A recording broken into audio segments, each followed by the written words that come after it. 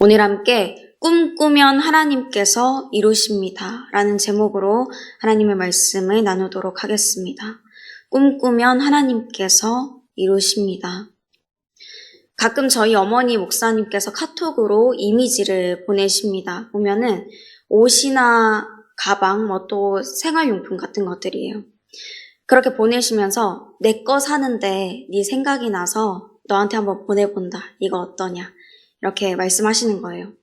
다 컸지만 어머니 마음에는 외동딸이 혼자 서울에서 이제 사역을 하니까 마음도 쓰이시고 생각이 나니까 여러모로 이제 챙겨주고 싶으신 거죠. 그럼 괜찮아요 할 때도 있고 때로는 예쁘네요. 그 속뜻은 사주세요. 이렇게 말씀드릴 때도 있어요. 그러면 오히려 어머니가 더 기분이 좋으셔서 알겠다고 주문하면 며칠 뒤에 도착하니까 기다리라고 이렇게 말씀을 하세요. 저는 그 물건이 아직 제 손에 쥐어지진 않았지만 어머니께서 주겠다고 보냈다고 이렇게 하셨으니까 택배가 올 것을 믿고 감사하다고 말씀을 미리 드립니다. 그리고 어느 정도 시간이 지나면 정말 집 앞에 그 택배가 도착해 있어요. 그것을 열어보고 어머니께 또 한 번 물건이 잘 도착했다고 잘 받았다고 또 감사의 말씀을 드립니다. 하나님께서도 우리에 대한 선물을 준비하시고 이미 발송하셨습니다. 꿈이라는 너무도 아름다운 소망을 예쁘게 포장하셨고 이미 보냈다고 말씀하셨어요. 때로는 이것이 언제 내 눈에 실제로 보일지 알지 못해서 답답할 때도 있죠. 얼마나 더 기다려야 하는지 5배송 되는 것은 아닌지 하고 말이죠. 그러나 꿈꾸게 하신 분도 꿈을 이루시는 분도 모두 하나님이라는 사실을 기억하시길 바랍니다. 그럼 하나님의 그 선물을 받기까지, 꿈이 온전히 이루어지기까지 우리 그리스도인들은 어떤 마음과 생각을 가지고 기다려야 할까요? 본문 말씀을 통해서 함께 살펴보도록 하겠습니다. 오늘의 첫 번째 메시지입니다. 하나님이 유일한 답이십니다. 우리는 하나님이 유일한 답이라는 사실을 잊지 말아야 합니다. 요셉이 떡 굽는 관원장과 술 맡은 관원장의 꿈을 해석한 뒤 만 2년이라는 시간이 흘렀습니다. 이제 그때 바로가 두 가지의 꿈을 꾸게 되죠. 하나는 자신이 나일 강가에 있는데 아름답고 살찐 암소가 7암소가 강가에서 올라와 갈밭에서 뜯어먹는 것입니다. 그런데 흉하고 파리한 다른 7암소가 나일강에서 올라와서 아름다운 그 암소들을 다 먹어버렸죠. 또 한 가지는 한 줄기의 무성하고 충실한 7이삭이 나오는데 그 이후에 가늘고 동풍에 마른 7이삭이 나와 앞이삭들을 다 먹어버린 것입니다. 바로는 첫 번째 꿈을 꾸고 나서 깨고 또 두 번째 꿈을 꾸고 나서도 깨어나요. 자신이 꿈에서 본 게 너무나 흉측한 것이기 때문에 놀라서 일어난 거죠. 또 꿈인지 현실인지 알지 못할 정도로 아주 생생했던 거예요. 8절 말씀에 기록된 대로 아침에 그의 마음이 번민하여 꿈 때문에 마음이 뒤숭숭한 것입니다. 나일강은 바로와 애굽인들에게 있어서 굉장히 중요한 곳이었습니다. 사막지대인 애굽이 풍요로운 수확을 얻을 수 있는 것, 그래서 강대한 나라가 된 것이 바로 이 마르지 않는 나일강 덕분이었던 거죠. 이것이 정기적으로 물이 범람하는데 그 양이 적으면 기근이 오고 너무 많으면 농사를 망치고 역병이 도는 거예요. 그러한 나일강을 중심으로 꿈에서 본 장면이 굉장히 찝찝했던 것입니다. 또 그가 꾼 꿈이 무시하고 지나칠 만한 것이 아니라 이건 앞으로 다가올 일을 보여주는 꿈이다 라고 여겼기 때문에, 그리고 이것이 바로 한 사람만의 문제가 아니라 애굽 전체의 미래를 결정하는 꿈이라 생각하기 때문에 더욱 그랬죠. 그래서 바로는 이 꿈에 대한 답을 찾기 위해서 애굽의 점술가, 지혜자들을 모두 불러 모읍니다. 그럼 바로는 이 꿈에 대한 해답을 얻을 수 있었을까요? 아니죠. 그 누구도 바로에게 이 꿈을 해석해낼 수 있는 사람이 없었습니다. 그렇게 애굽에서 내로라 하는 점술가와 현인들인데 왜 할 수 없었을까요? 우리는 여기서 두 가지 경우를 생각해 볼 수 있습니다. 첫 번째는 그들이 정말 이 꿈의 의미를 몰랐다는 것입니다. 하나님께서 그들에게 하나님의 뜻을 가리셔서 이들이 알 수 없었다는 거죠. 두 번째는 그들이 알면서도 모른 척했다는 것입니다. 이 꿈이 분명히 흉몽으로 보였지만 그들이 말하지 않았다는 거예요.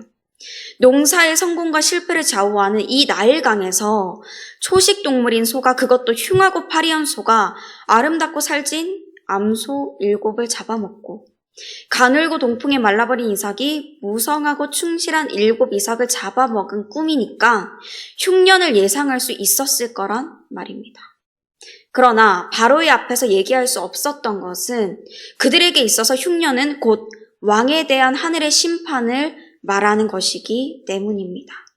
왕이 나라를 잘 돌보지 못해서 하늘이 저주하는 것이라고 말한다면 그 앞에서 살아남을 자가 없었겠죠.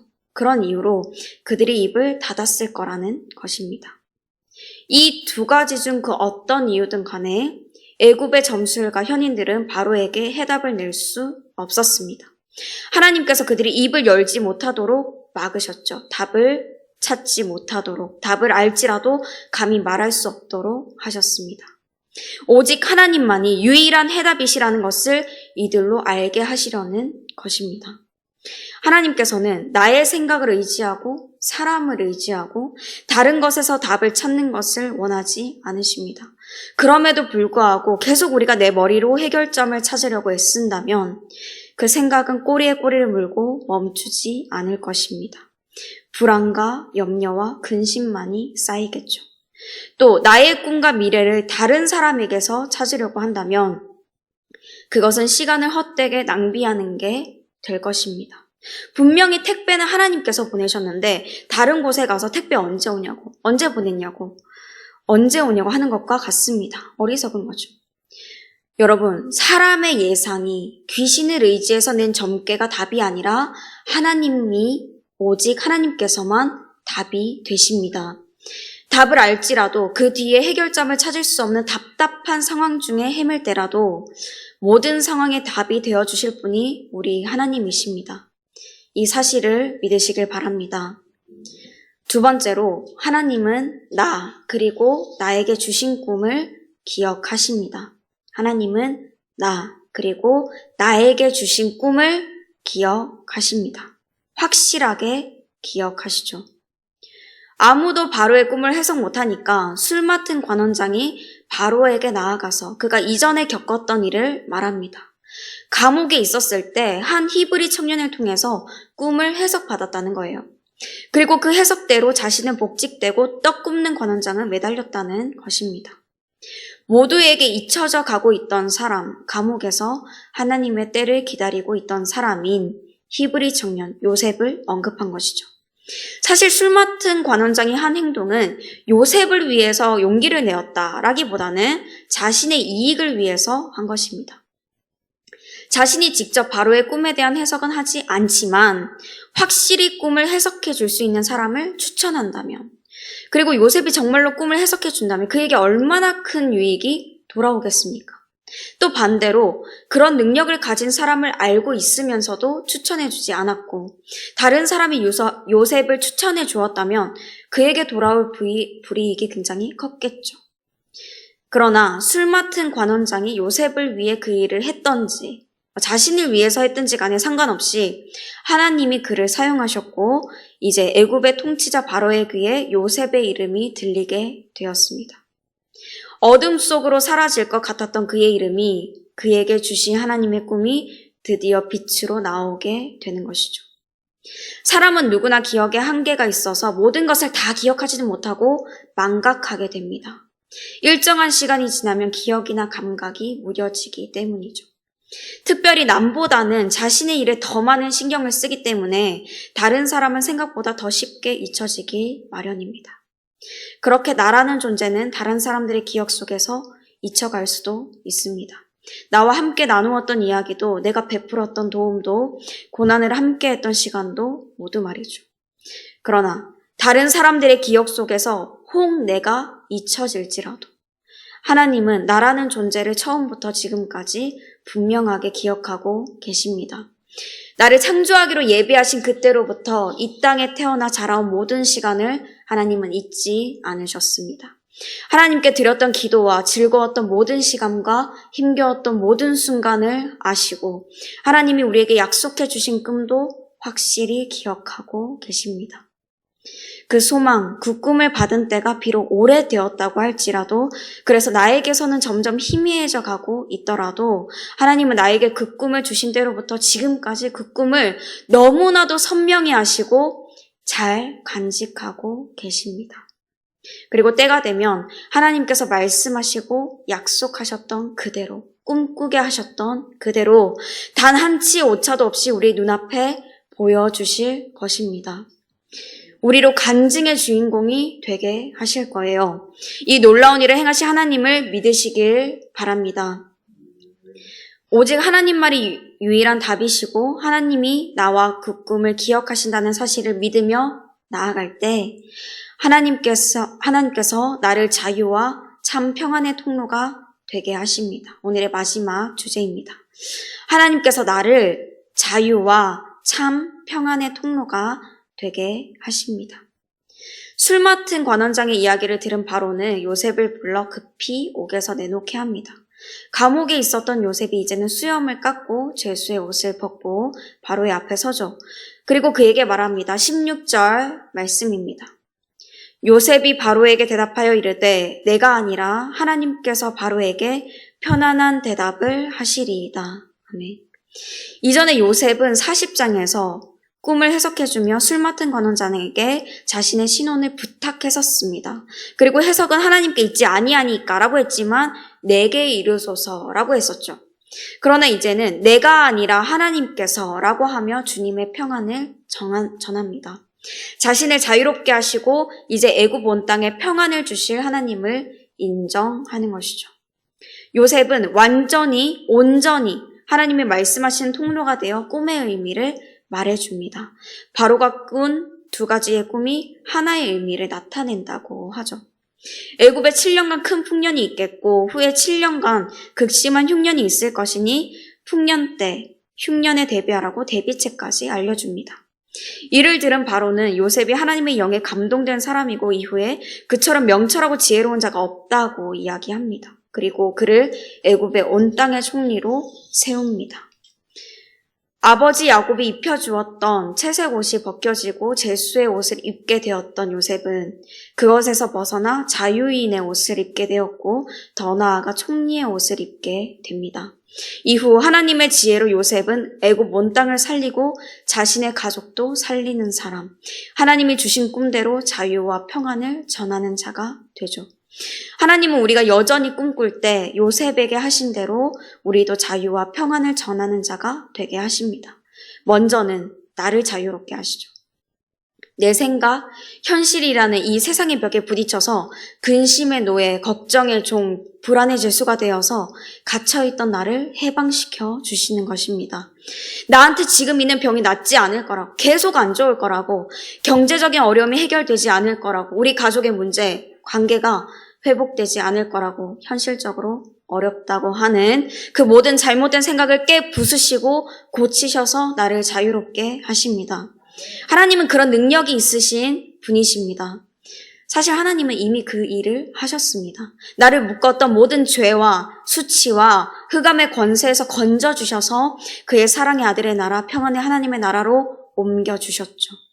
예수님께서 이미 우리가 지은 죄로 인한 형벌을 그 십자가에서 대신 받으셔서 죽으시고 부활하셔서 그 이름을 믿는 우리를 자유롭게 하셨습니다. 그렇게 우리는 이제 내 삶에서 이것이 실제가 되도록 예수 그리스도의 이름으로 선포해야 합니다. 하나님 안에서 나는 자유한 자, 나는 하나님의 평안을 입은 자라고요. 그럼 하나님은 우리를 단번에 죄수에서 자유인으로 불안에 떠는 자에서 평안한 자로 변화시켜 주십니다. 또한 내 안에 계시는 하나님의 영, 성령님께서 지혜와 능력을 더하여 주셔서 나 자신뿐만 아니라 우리 가족을 살리고 이웃을 살리며 나라와 세계 가운데 하나님의 평안을 전하게 하십니다. 계속되는 전쟁과 분열과 끝나지 않은 코로나19와 힘겨워져만 가는 경제 상황 속에도 하나님은 결코 쉬지 않으십니다. 나를 통해, 우리를 통해 이 땅에 하나님의 나라를 이루어 가시기를 원하시고 이미 그렇게 일하고 계십니다. 그러므로 내 마음이 혼란스럽다고 내 주변의 상황이 어둡다고, 희망이 보이지 않는다고 하나님이 나에게 주신 꿈, 우리에게 주신 꿈을 포기하지 말고 나아가기를 소망합니다. 내가 아니라 하나님께서 이 일을 행하시고 자유와 평안을 주십니다. 사랑하는 성도 여러분, 받고 싶은 선물일수록 더 기대가 커지고 그것을 기다리는 시간이 길게 느껴질 수 있습니다. 도중에 무슨 일이 생길까 불안해질 수 있고 또 어려운 일이 생기면 크게 좌절되기도 하죠. 그러나 하나님은 그 아름다운 선물인 꿈을 우리에게 이미 보내주셨습니다. 보냈다고 확실히 말씀하셨어요. 그 꿈이 이루어지기까지 우리는 하나님만이 유일한 답이시라는 것을 잊지 말아야 합니다. 다른 사람은 나를 잊고 나는 하나님이 주신 꿈을 잊더라도 하나님은 반드시 나 그리고 나에게 주신 꿈을 기억하고 계십니다. 그래서 끝까지 믿음으로 꿈꾸며 나아가면 하나님께서 나를 자유와 참 평안의 통로로 사용하시고 꿈을 온전히 이루어 주십니다. 이 약속의 말씀을 믿고 하나님이 보내신 그 선물, 아름다운 꿈을 함께 꾸고 결국엔 받게 되는 저와 여러분이 되시기를 바라고 축복합니다. 함께 말씀을 생각하시면서 찬송가 490장 부르시겠습니다.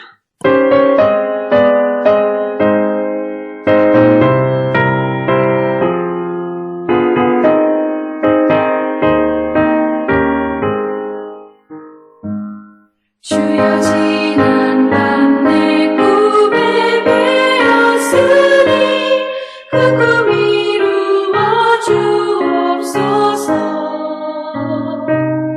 밤과 아침에 계시로 보여주사 항상 은혜를 주옵소서. 나의 놀라운 꿈 정녕 장차 그 은혜 받을 뼈를 나의 놀라운 꿈 정녕 이루어져 주님 얼굴을 배우리라. 마음 외롭고 아파서 낙심될 때 내게 소망을 주셨으며 내가 영광의 주님을 바라보니 앞길 환하게 보이도다. 나의 놀라운 꿈 정녕 남이 끼는 장차 큰 은혜 받을 뼈나를 요리. 나의 놀라운 꿈 정녕 이루어져 주님 얼굴을 배우리라.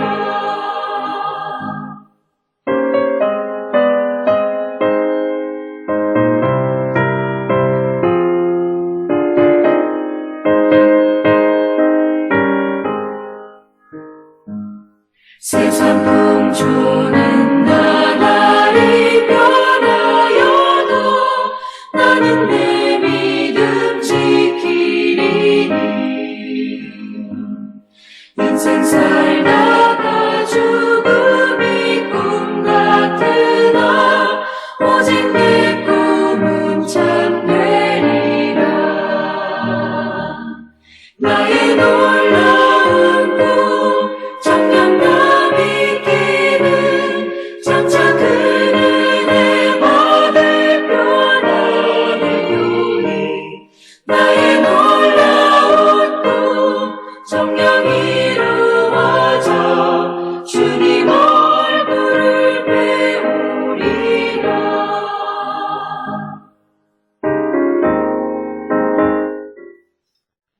이제는 십자가 대속의 은혜로 우리를 자유롭고 평안하게 하시는 우리 주 예수 그리스도의 은혜와 하나님의 나라를 끝까지 꿈꾸게 하시는 하나님의 그 크신 사랑과 지금도 우리와 함께 하셔서 지혜와 명철, 능력 더하여 주시는 성령님의 교통하심이 나와 내게 주신 꿈을 기억하시는 하나님만이 유일한 답이심을 고백하고 결국엔 자유와 평안을 주실 주님을 믿으며 오늘도 꿈꾸며 살아가기로 결단하는 모든 주님의 자녀들과 삶의 모든 지경 가운데 이제부터 영원토록 함께 하시기를 간절히 축원하옵나이다. 아멘.